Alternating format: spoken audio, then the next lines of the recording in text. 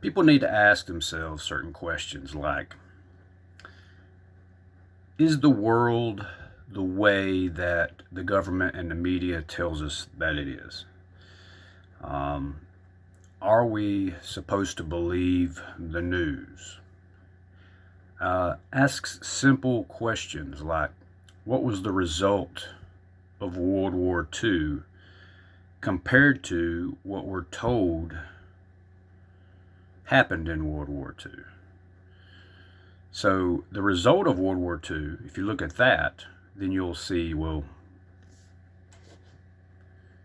what was the agenda of World War II? Okay, well, the result was that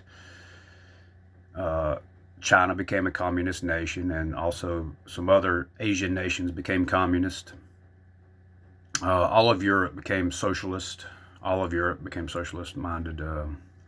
Even the people became socialist minded. They were somewhat socialist minded before World War II. A lot of communists and things like that in Europe, in France, particularly, and Germany as well. And but the result was that this idea of internationalism came about so that they wanted to do away with the nation state, to do away with race, with ethnicity. Another result of World War II was that, well, they had Germans fighting Germans, and that was the main thrust, of the European theater, was that you have Germans in Germany, you have uh, Germans in England, which the Angles were German, and they left Germany and went to England and established Angleland. That's England, and so the English are basically, their basic genetic root is German. The French came from the tribe, the Franks, so they're German. Even the Spanish came from the Goths, they're German. Uh, the Polish are heavily German. The Russians in the western side of Russia are heavily German because Germans migrated to Russia for hundreds of years for farmland and various reasons.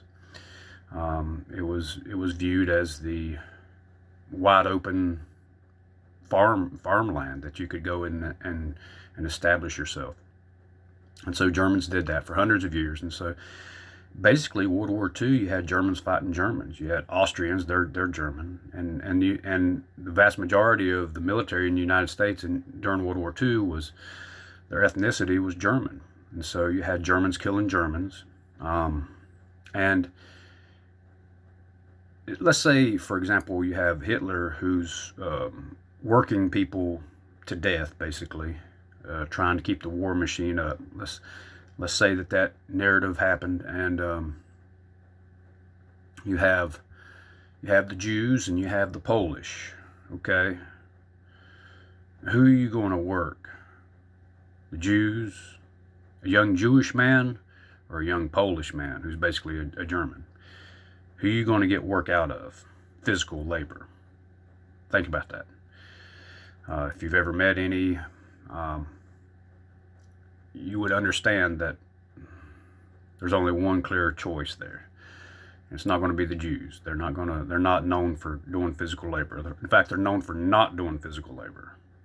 So the idea that they were worked as slave labor it's very ridiculous. And so the Poles were the ones who were worked, and when they were no longer viable, they may have been put into those chambers and executed. It was Germans killing Germans.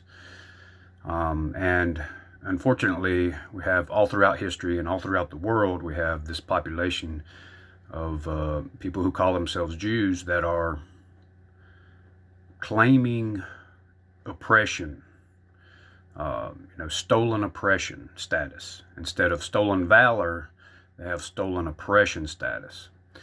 And we can go back to the 12th and 13th centuries on this stolen oppression status. It's ridiculous what they do.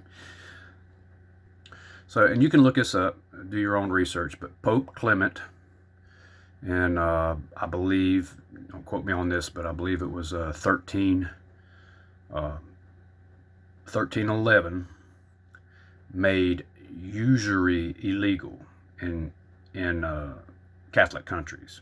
Okay, so how did he do that? Why would he do that? So in Europe at that time, you had Muslims. You had Muslims. I think you had Muslims in Europe at that time because they did rule Spain for 400 years. I'm not sure if it was that time